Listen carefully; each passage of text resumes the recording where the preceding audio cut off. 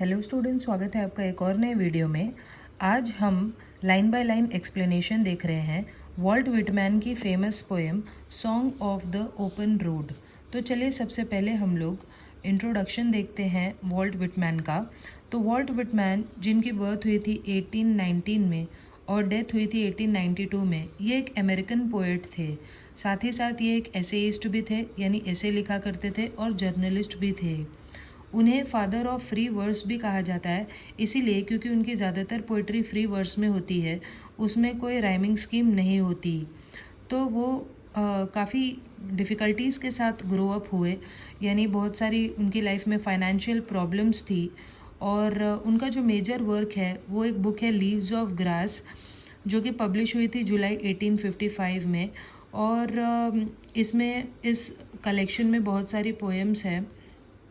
जैसे इनकी poem O captain my captain बहुत ही फेमस है, जो अब्राहम लिंकन की डेथ के बारे में उन्होंने लिखी हुई है।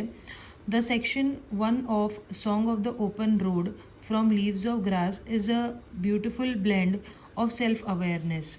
तो यहाँ पर ये पूरी पोइट्री नहीं है, ये बस सेक्शन 1 है, यानी बस एक ही पार्ट है song of the open road poem का, जो कि काफ़ी लंबी पोएम है। उसका बस फर्स्ट पार्ट यहाँ पर दिया गया है। तो ये लीव्स ऑफ ग्रास जो कलेक्शन है पोएम्स का, उसी से ली गई है ये पोएम। और इस पोएम में जो थीम्स हैं वो हैं सेल्फ अवेयरनेस, कैसे इंसान को खुद के बारे में जानकारी होनी चाहिए, सेल्फ अवेयरनेस होनी चाहिए। फ्री विल, यानी जैसे कोई किसी जगह जा रहा है तो हम उसके पीछे पीछे चले जाएं, ऐसा नहीं करना है, हमें अपना रास्ता खुद बनाना है। एंड टेंडरनेस ऑफ हार्ट, और साथ ही साथ काइंडनेस रखनी है, अपने आप को समझना है और आगे बढ़ते जाना है। इस तरह की कुछ थीम्स इस पोएम में हमें देखने को मिलती है। It gives us poets realisation that along the journey of life one will face a test of wisdom which is not tested in any school और यूनिवर्सिटी। तो पोएट हमें बताते हैं कि जब हम जिंदगी जिएंगे तो ज़िंदगी के सफ़र में हमारे सामने ऐसी प्रॉब्लम्स आएंगी, ऐसे चैलेंजेस आएंगे जो शायद हमने उन चैलेंजेस को किसी भी यूनिवर्सिटी या स्कूल में फेस नहीं किया होगा। ऐसे एग्ज़ाम्स हमें देने पड़ेंगे, उतने मुश्किलों भरे। A road is something everyone uses whether rich और poor, and it forces all levels of people to associate with one another.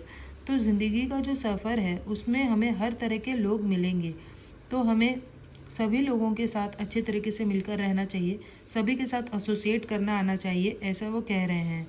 The road signifies mobility, तो जो यहाँ पे रोड है वो मोबिलिटी का सिंबल है, यानी चलते रहने का प्रतीक है, ज़िंदगी का प्रतीक है। One can take the road as a point to start toward something new. तो ये जो रोड है वहाँ से हमारी एक नई शुरुआत होनी चाहिए। Whitman talks about the people and places, तो वो लोगों के बारे में और जगहों के बारे में बात करते हैं इस पोएम में। He argues against staying in one place for too long, और वो कहते हैं किसी भी एक जगह पर हमें रुक नहीं जाना चाहिए, आगे बढ़ते रहना चाहिए। तो जैसे रुका हुआ पानी सड़ जाता है, उसी तरीके से अगर एक मनुष्य अपनी राह में रुक जाता है, रास्ते में रुक जाता है, तो उसकी कभी भी प्रोग्रेस नहीं हो सकती, और इसीलिए हमें भी आगे बढ़ते रहना चाहिए। चलिए अब हम लोग पोएम को स्टार्ट करते हैं। तो जैसे मैंने आपको बताया, पोएम में जो थीम्स हैं वो हैं freedom, discovery of the self, यानी कैसे हमें अपने आप को जानने की कोशिश करनी चाहिए। तो देखिए अब स्टार्टिंग में क्या बताया गया, afoot and light hearted I take to the open road. तो पोएट कहते हैं अफुट, यानी मैं बिल्कुल तैयार हूँ। यहाँ पे अफुट की मीनिंग पूछी है। अफुट का मतलब होता है बीइंग प्लान्ड, यानी मैंने प्रिपेयर किया हुआ है, पूरा प्लान करके मैं इस रास्ते पर चल रहा हूँ। लाइट हार्टेड, यानी कोई भी गम, गिले शिकवे किसी और के प्रति मैंने अपने दिमाग में या दिल में नहीं रखे। बहुत ही लाइट हार्टेड तरीके से प्रिपेयर करके मैं इस रास्ते पर निकला हूँ। Healthy free the world before me, तो मेरे सामने ये जो दुनिया है, फ्री होकर मैं उस दुनिया को देख रहा हूँ। The long brown path before me leading wherever I choose, तो मेरे सामने एक बहुत ही लंबा रास्ता है, ब्राउन है, तो यहाँ पे इमेजरी का इस्तेमाल किया गया है। तो वो कहते हैं कि मेरे सामने एक बहुत लंबा रास्ता है और मैं जहाँ पे भी जाना चाहूँ वहाँ जा सकता हूँ, wherever I choose. Henceforth I ask not good fortune, I myself am good fortune. तो मैं गुड फॉर्चून यानी लक या डेस्टिनी को नहीं मांग रहा हूँ अपने लिए, इसीलिए क्योंकि मैं खुद ही अपना नसीब हूँ, मैं खुद ही अपनी डेस्टिनी या गुड लक हूँ। तो यहाँ पर हम देख सकते हैं कि गुड फॉर्च्यून को 2 बार रिपीट किया है, इसलिए ये जो फिगर ऑफ स्पीच है वो है रेपिटेशन। अब देखिए हम लोग आगे बढ़ते हैं। हेंस फोर्थ आई विम्पर नो मोर, पोस्टपोन नो मोर, नीड नथिंग। तो वो कहता है कि अब मैं पहले की तरह विम्पर यानी डरता नहीं हूँ, डर कर काँपता नहीं हूँ। विम्पर का मतलब होता है make a series of low weak sad cries especially with fear and pain. तो जब कोई डरा हुआ होता है तो उसके मुंह से बहुत ही सिसकने की आवाज़ें आती हैं। तो वो कहते हैं कि अब मैं डर के मारे सिसकता नहीं हूँ, ना ही अपने कामों को पोस्टपोन करता हूँ। जो भी मुझे करना होता है अब मैं उन्हें बस करता हूँ, आज ही करता हूँ। प्रोक्रेस्टिनेट नहीं करता, पोस्टपोन नहीं करता। नीड नथिंग, अब मुझे किसी चीज़ की या किसी इंसान की ज़रूरत नहीं है। मैंने अपनी डेस्टिनी को, अपने लक को अपने हाथों में लिया है और मैं खुद अपना नसीब बनाने निकला हूँ। मुझे किसी की ज़रूरत नहीं है। तो हम यहाँ पर देख सकते हैं नो मोर वर्ड को बार बार रिपीट किया है, इसलिए रेपिटेशन है फिगर ऑफ स्पीच। और जो हम देख सकते हैं कि यहाँ पे एक असेंडिंग ऑर्डर में चीज़ें बताई गई हैं कि ना तो अब वो काँपता है, ना पोस्टपोन करता है और ना किसी चीज़ की ज़रूरत है। तो इस फिगर ऑफ स्पीच को हम कहते हैं क्लाइमैक्स। जहाँ कम इंटेंसिटी वाली चीज़ से ज़्यादा इंटेंसिटी वाली चीज़ होती है उसे क्लाइमैक्स कहते हैं। अभी आगे देखिए, done with indoor complaints, libraries, querulous criticisms. तो वो कहता है कि अपनी अंदरूनी बहस से मैं तंग आ चुका हूँ और उस अंदरूनी बहस को मैंने अब छोड़ दिया है। I am done with it, यानी अब मैंने वो बंद कर दिया है करना। इंडोर कंप्लेंट्स यानी ये बुरा है, ये अच्छा है, ये ख़राब है, इन सब चीज़ों से मैं बाहर आ गया हूँ। लाइब्रेरीज एंड क्वेरलस क्रिटिसिज्म, क्वेरलस यानी कंप्लेनिंग या इरिटेटिंग। तो दूसरों की बुराई करने से भी अब मैं बाहर जाता हूँ, यानी किसी की बुराई नहीं करता हूँ, क्रिटिसिज्म नहीं करता हूँ मैं किसी की।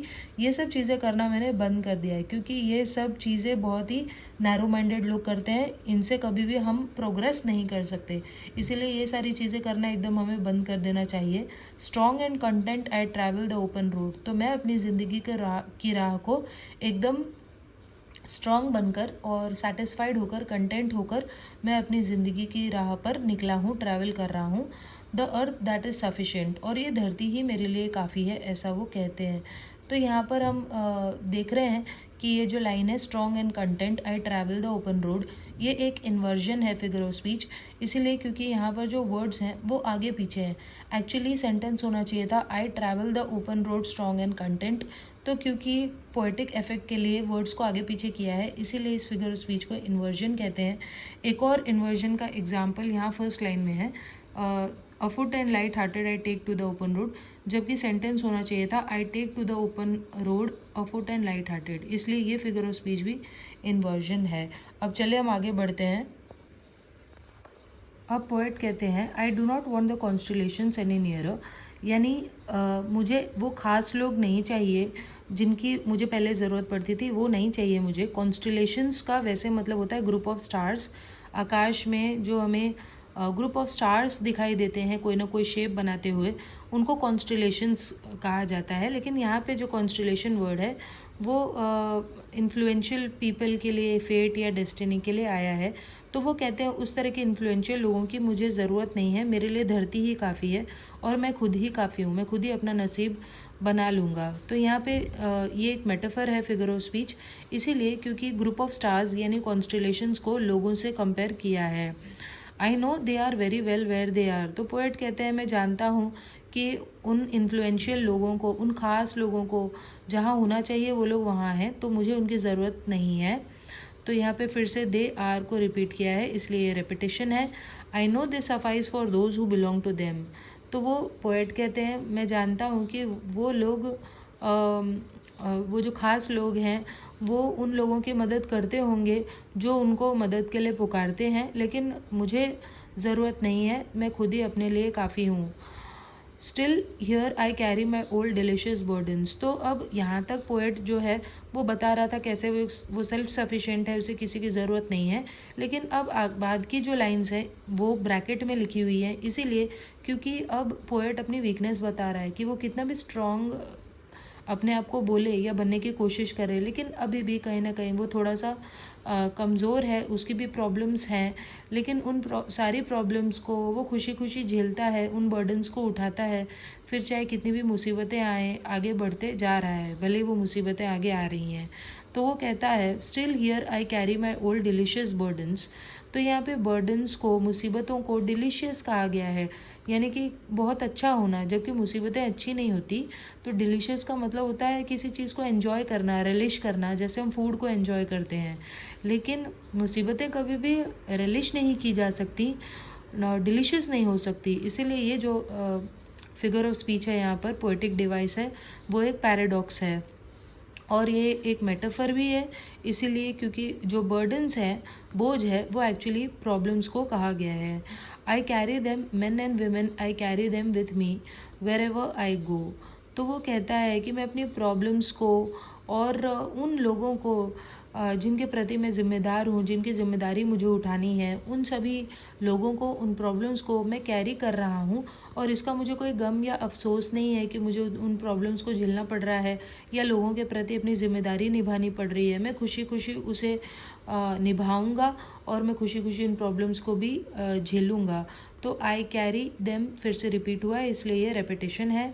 आई swear it is impossible for me to get rid of them. तो वो कहते हैं कि कोई भी इंसान अपनी जिम्मेदारियों से पीछे नहीं हट सकता और ऐसा करना एकदम इम्पॉसिबल होता है। तो वो कसम खा रहे हैं, कह रहे हैं कि मैं कभी भी उन चीज़ों से छुटकारा नहीं पा सकता, उन प्रॉब्लम्स से, लेकिन इसका कोई उसे गम नहीं है। I am filled with them and I will fill them in return. तो वो कहते हैं कि मैं उन प्रॉब्लम्स में हूँ और वो प्रॉब्लम्स मुझ में हैं और जब तक मैं ज़िंदा हूँ तब तक वो रहेंगी। तो यहाँ पर प्रॉब्लम्स और पोएट के बीच एक सिम्बायोटिक रिलेशनशिप के बारे में बताया गया है कि कैसे उन दोनों के बीच में एक बहुत ही ख़ास रिलेशनशिप है, पोएट और प्रॉब्लम्स के बीच। तो वो कहते हैं कि कितनी भी प्रॉब्लम्स हो, लेकिन फिर भी मैं आगे बढ़ता रहूँगा और उस ओपन रोड पर आगे चलता रहूँगा। यहाँ पर हमारा जो फर्स्ट सेक्शन है पोएम का, वो ख़त्म हो जाता है। सो आई होप आपको ये समझ में आया होगा, और फिर भी इससे रिलेटेड कोई डाउट्स है तो आप कमेंट करके पूछ सकते हैं। तो अगर आप 12th स्टैंडर्ड में हैं HSC बोर्ड में, और अगर आपको बाकी की भी पोएम्स का एक्सप्लेनेशन चाहिए, तो आप जो HSC Maharashtra board 12th standard की प्लेलिस्ट है, उसमें इन सारी पोएम्स का एक्सप्लेनेशन देख सकते हैं। चलिए हम लोग मिलते हैं नेक्स्ट वीडियो में, तब तक के लिए बाय।